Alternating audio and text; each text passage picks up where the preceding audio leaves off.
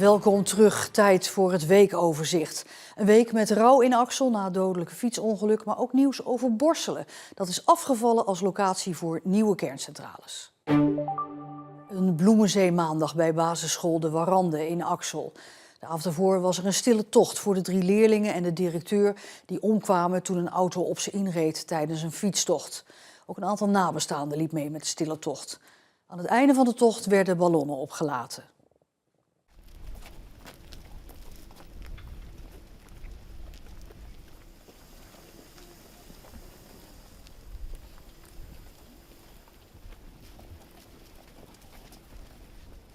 Would you know my name if I saw you in heaven? Would it be the same if I saw you in heaven? I must be strong and carry on, and I know there'll be no more tears in heaven. Bij het ongeluk raakten 3 andere kinderen zwaar gewond. De school was deze week maar halve dagen open. Alles stond deze week in het teken van het verwerken van het verdriet en ook van afscheid nemen. Nou, iedereen kan zich voorstellen dat het ongelooflijk moeilijke dagen worden. Alles staat in het teken van een goed afscheid, voor zover je daarvan kan spreken. We gaan kijken hoe de leerkrachten er aan toe zijn, hoe het met de kinderen gaat. We proberen vanuit samen zijn elkaar te helpen in het verdriet. We gaan specialisten in de school halen om te kijken hoe we de kinderen en de leerkrachten kunnen ondersteunen. Ja, alles met het doel om deze tragedie op een bepaalde manier, om daar goed mee om te gaan. Iedereen is in schok en kinderen reageren daar allemaal heel verschillend op. We gaan ze goed in de gaten houden. We gaan de leerkrachten helpen dat goed te doen. En dat is niet iets van vandaag en morgen, maar dat is van de komende periode.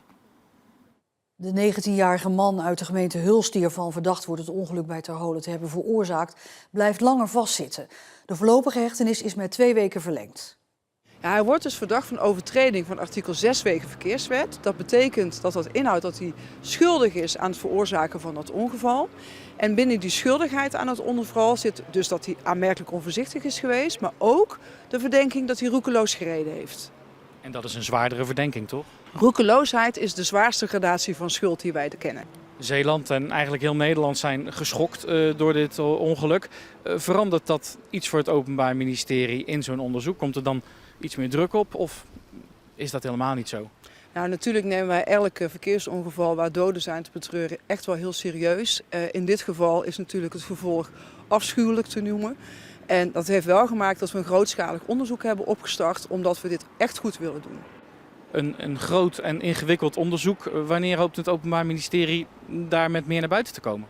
Daar kan ik op dit moment nog niks over zeggen. Juist vanwege de omvang van zo'n dergelijk onderzoek. Je moet je voorstellen dat bijvoorbeeld ook technisch onderzoek moet worden verricht aan de auto. Een auto heeft tegenwoordig heel veel technische informatie. En nou, voordat dat allemaal uitgelezen is, ja, dan ben je echt een stukje verder. Maar ook voordat je volledig onderzoek aan het plaatsen ligt met alle sporen hebt afgerond. En we willen dit heel graag zorgvuldig doen. En dan een juiste afweging maken ten aanzien van waar staan we nu. Dus over hoe lang dat nog gaat duren, kan ik op dit moment geen mededeling doen. Taalontwikkeling bij jonge kinderen wordt de komende jaren een belangrijk speerpunt voor kinderopvangorganisatie Kibeo uit Goes. Op alle locaties gaan ze het taalprogramma Taalrijk gebruiken. Het is door Kibeo zelf bedacht en zo bijzonder dat een universiteit er onderzoek naar komt doen. Wat zie je op deze? Een hond. Een hond? Hoe doet de hond? Op een locatie van kinderopvang Kibeo in Goes is het tijd voor taal.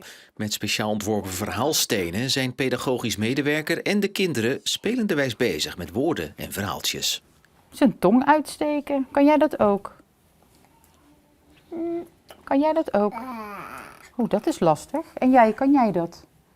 Kan jij je tong uitsteken? Nee. En een luidje?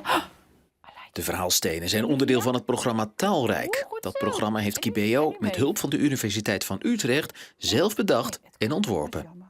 Uit allerlei onderzoeken komt steeds duidelijker naar voren hoe belangrijk die eerste 1000 dagen van een kind zijn. Voor de ontwikkeling op allerlei soorten gebieden, maar zeker ook op die van taal.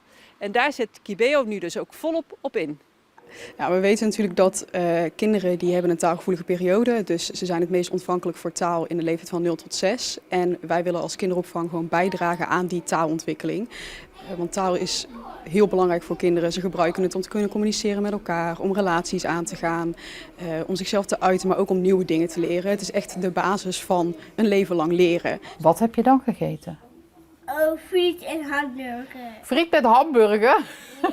Het gaat al jaren over het niveau van lezen en taal. Recent bleek nog uit onderzoek dat Nederlandse kleuters op het gebied van lezen onder het internationaal gemiddelde van leeftijdsgenoten scoren. Oh, kijk, zij gaat eens even lekker bij mama liggen. Kibeo hoopt met dit programma dat de kinderen op zijn minst een goede start krijgen. Onderdeel daarvan is ook de taalhoek, zoals jullie hem hier zien.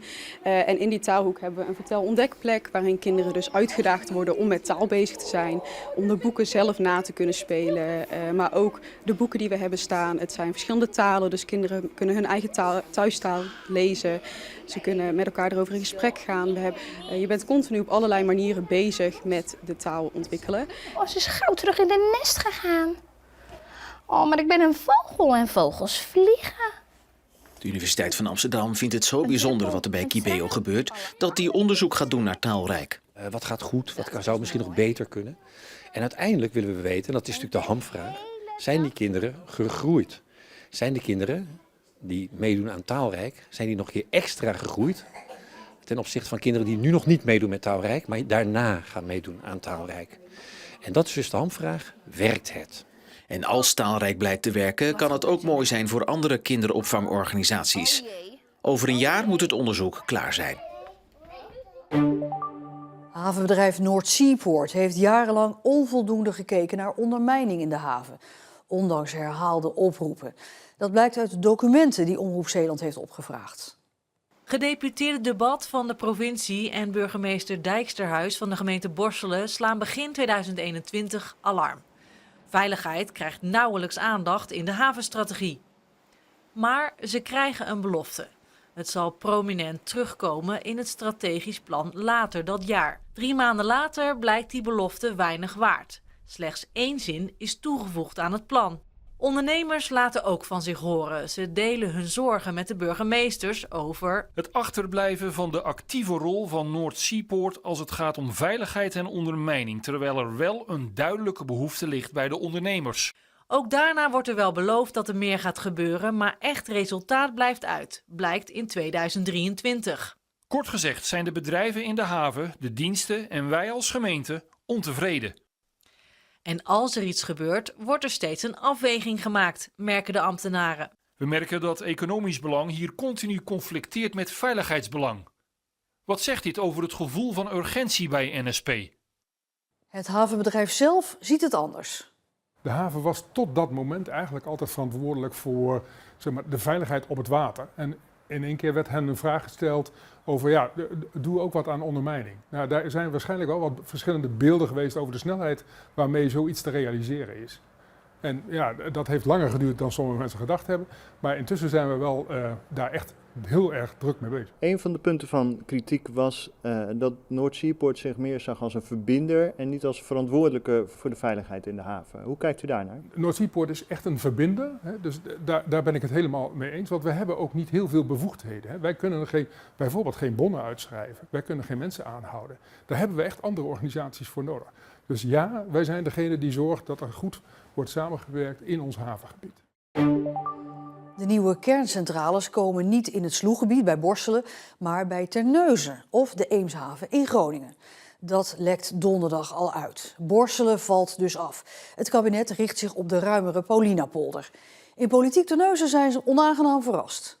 Je houdt er wel rekening mee, dus het komt niet als een duveltje uit een doosje. Maar het tempo waarin verbaast me enorm. Dat het de Paulinapolder hoogstwaarschijnlijk gaat worden, daar leek het al steeds meer naartoe te gaan.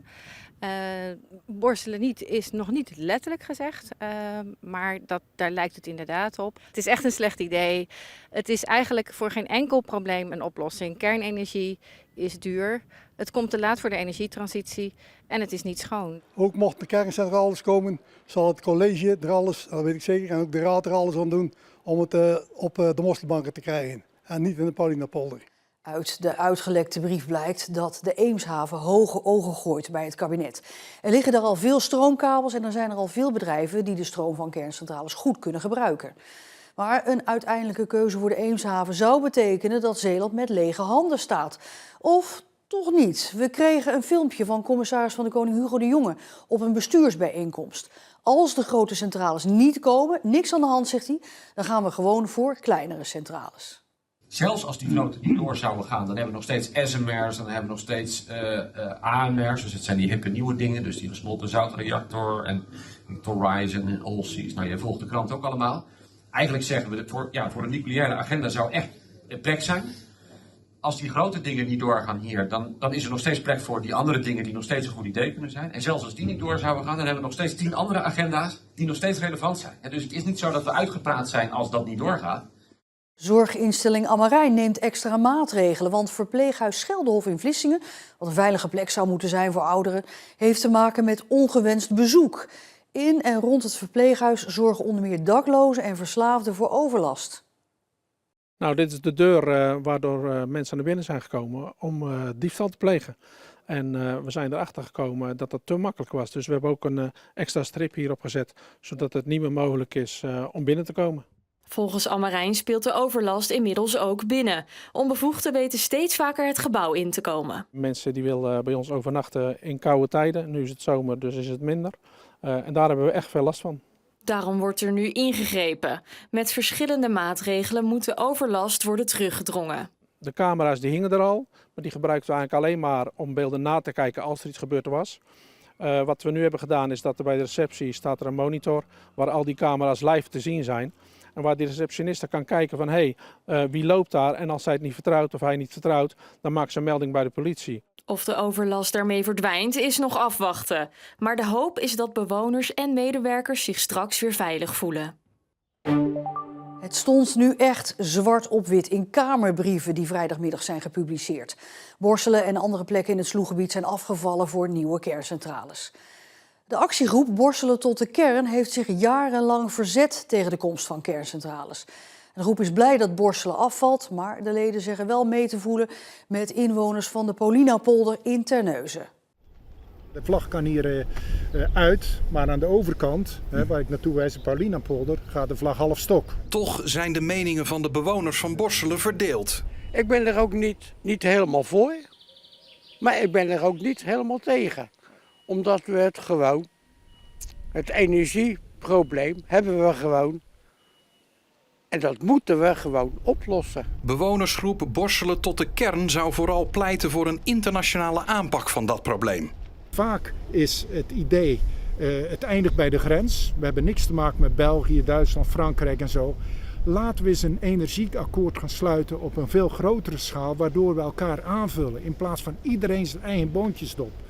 Ondanks dat de Eemshaven de beste papieren lijkt te hebben, houdt de Zeeuwse gedeputeerde Johan Alberts vast aan de komst van kerncentrales naar Zeeland. We hebben Covra, we hebben een EPZ, een huidige kerncentrale in Borselen. En daarnaast hebben we ook onderwijs, dus we hebben kennis, ervaring. En we zijn al sinds 2022 eigenlijk aan zet toen er werd gezegd, kerncentrales, nieuwe kerncentrales, die moeten naar Zeeland komen. En daarmee zijn we aan de slag gegaan op het gebied voor het bedrijfsleven, maar ook inwoners. Dus wij zijn er eigenlijk al vanaf 2022 mee bezig. En dat geeft ons denk ik wel een enorme voorsprong. En wennen we eigenlijk ook een beetje aan het idee dat hier kerncentrales zouden kunnen komen. Maar statenleden zien kerncentrales in de Paulinapolder niet zitten. Die Paulinapolder, daar word ik niet vrolijk van. Want we hebben al een polder vernacheld in Zeeuws-Vlaanderen. En wij zijn echt zuinig op wat we hebben in Zeeland. En het staat symbool voor wat we Zeeland zouden kunnen aandoen. Dus die Paulinapolder, daar ben ik geen fan van dat daar kerncentrales komen. Dat is natuurlijk wel een variabel punt. We hebben de beste grond van Nederland. Het is doodzonde om daar iets anders mee te doen dan de landbouw te plegen. Maar ja, dat vond ik ook al toen in 2009 de Hedwiegepolder opgeofferd werd. Dat vind ik nog steeds verschrikkelijk dat dat gebeurd is. Prachtige polder, 300 hectare vruchtbaar land en nu is het één grote blubberbak. Ik hoop echt dat de minister en ook GS zal luisteren naar de TenneT-reportage of verslag. Want TenneT concludeert dat in Zeeland eigenlijk helemaal geen goed idee is om kerncentrales te bouwen. En dat is natuurlijk als BBB-fractie die zich continu sterk gemaakt heeft voor het behoud van landbouwgrond erg teleurstellend dat nu toch die Paulinapolder dreigt te worden opgeofferd voor die kerncentrales. Vlissingen grijpt in om de groei van fastfoodzaken en grote restaurants aan de rand van de stad af te remmen. Ze wil de rode loper uitrollen voor luxere horeca, blijkt uit de nieuwe horecanota van de gemeente. Maar er zijn bedenkingen. Of de gemeente daar helemaal sturend en leidend en bijna dwingend in moet zijn, dat denk ik niet. Laat het aan de markt over, dan groeit dat vanzelf. Er werd ook heel erg de ambitie uitgesproken naar een veel hoogwaardige horeca voor Vlissingen. Wat vindt u daarvan? Dat is een goede ambitie natuurlijk, maar laten we wel goed in de gaten houden dat we Vlissingers zijn en Vlissingen zijn. Hè? Ja. We zijn geen Middelburg, we zijn geen Goes, wij zijn gewoon Vlissingers. Ze willen wel mooie groene omgeving van terrassen, op zich ook mooi. Als je daar niet te veel last hebt van vogels die op je bord poepen, hè, dat zou wel mooi zijn. Ik vind altijd jonge ondernemers de ruimte geven. De ondernemers weten prima wat hier loopt. En je kan zeggen hoog segment, dat is een mooi streven als je dat wil. Burgemeester Bas van der Tiller legt uit wat het doel is van die hoogwaardige horeca. Nou, misschien is het nog duidelijker om niet te spreken over hoogwaardig, maar over een breed palet. Over een breed aanbod van horeca in de stad. We hebben 118 horecazaken op dit moment in Vlissingen. Dat is een mooi aanbod. En wat wij zeker de komende periode zouden willen proberen met elkaar is om het aanbod verder te verbreden, nieuwe doelgroepen aan te spreken. En in die zin samen ook met horecaondernemers te werken aan kwaliteit. En tot zover het weekoverzicht. Zometeen weer het laatste nieuws van deze zaterdag. Nog een hele fijne avond.